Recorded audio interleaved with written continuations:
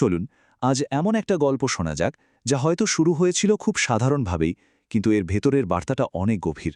এক সাধারণ ছেলের অসাধারণ হয়ে ওঠার গল্প।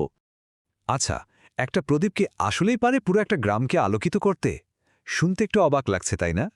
চলুন এই অসাধারণ রূপকটার পেছনের আসল গল্পটা কি তা খুঁজে বের করি। তাহলে আমাদের গল্পের মূল চরিত্র রাশেদ।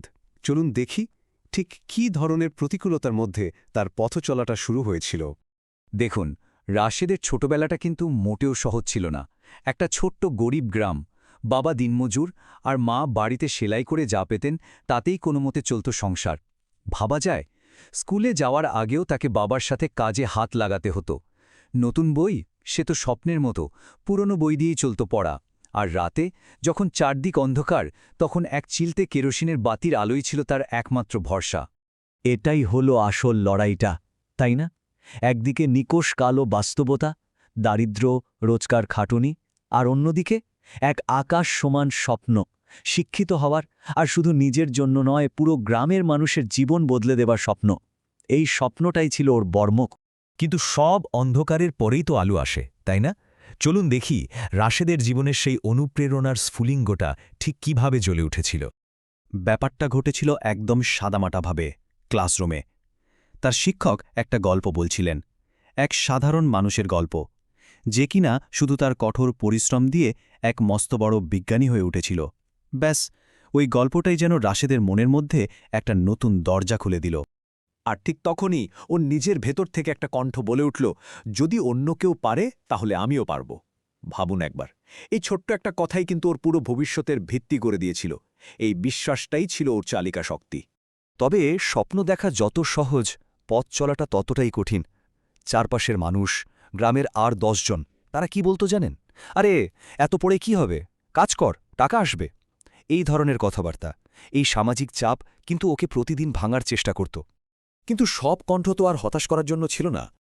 গ্রামেরই একজন অবসরপ্রাপ্ত শিক্ষক ছিলেন করিম স্যার। তিনিই ছিলেন রাশেদের পথের দিশারি।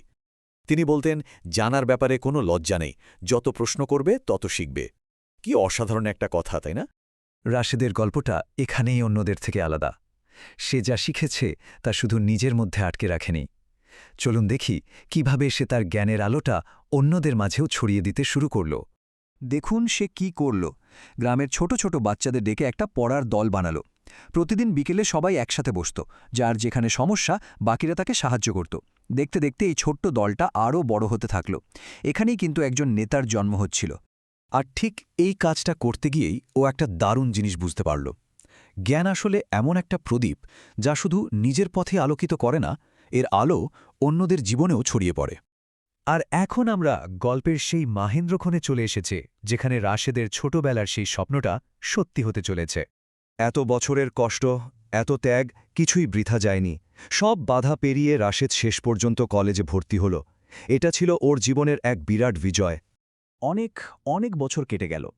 পড়াশোনা শেষ করে রাশেদ একদিন ফিরে এলো তার নিজের সেই গ্রামে। কিন্তু এবারের ফেরাটা ছিল অন্যরকম। সে ফিরে এসেছিল একজন শিক্ষক হিসাবে। যে ছেলেটা একদিন শিখতে চেয়েছিল, সে আজ শেখাতে ফিরে এসেছে। তার স্বপ্নের প্রথম ধাপটা পূর্ণ হল। কিন্তু ও এখানেই থামেনি। ও গ্রামে একটা ছোট লাইব্রেরি তৈরি করল। কেন জানেন? যাতে ওর গ্রামের আর কোনো বাচ্চাকে বইয়ের অভাবে পড়তে না হয়, যাতে সবাই বিনামূল্যে জ্ঞানের জগতে ডুব দিতে পারে। এই ছবিটা দেখুন। জ্ঞান আর কঠোর পরিশ্রমের ফল ঠিক এমনই হয়, মিষ্টি আর তৃপ্তিদায়ক। এটা শুধু একজনের পেট ভরায় না, এটা পুরো একটা সম্প্রদায়ের মনের খিদে মেটায়, তাদের আত্মাকে পুষ্ট করে তোলে। শেষ পর্যন্ত গ্রামের লোকেরাই ওর কাজের সবচেয়ে বড় স্বীকৃতি দিল। তারা বলতো, যে ছেলেটা একদিন কেরোসিনের টিমটিমে আলোয় পড়ত, সেই আজ পুরো গ্রামটাকে জ্ঞানের আলোয় ভরিয়ে দিয়েছে। এর চেয়ে বড় প্রশংসা আর কি হতে পারে? তাহলে এই অসাধারণ গল্পটা থেকে আমরা ঠিক কি শিখতে পারি? চলুন মূল শিক্ষাটা একবার দেখে নেওয়া যাক। গল্পের সারমর্মটা একদম পরিষ্কার, তাই না? জ্ঞান আর অধ্যাবসায়, এই দুটো জিনিস থাকলে জীবনের মোড় ঘুরে যেতে পারে। বাধা আসবেই, কিন্তু শেখার ইচ্ছাটা যদি অটুট থাকে, তাহলে সাফল্য আসবেই। রাশেদের জীবনই তো এর জ্বলজ্বন্ত প্রমাণ। যাওয়ার আগে একটা প্রশ্ন রেখে যাই। রাশেদ তো তার গ্রামের জন্য জ্ঞানের আলো নিয়ে এসেছিল, আচ্ছা, ভেবে দেখেছেন কি প্রত্যেকটা মানুষ তার নিজের সমাজের জন্য, নিজের কমিউনিটির জন্য এরকম কোনো আলো জ্বালিয়ে দিতে পারে?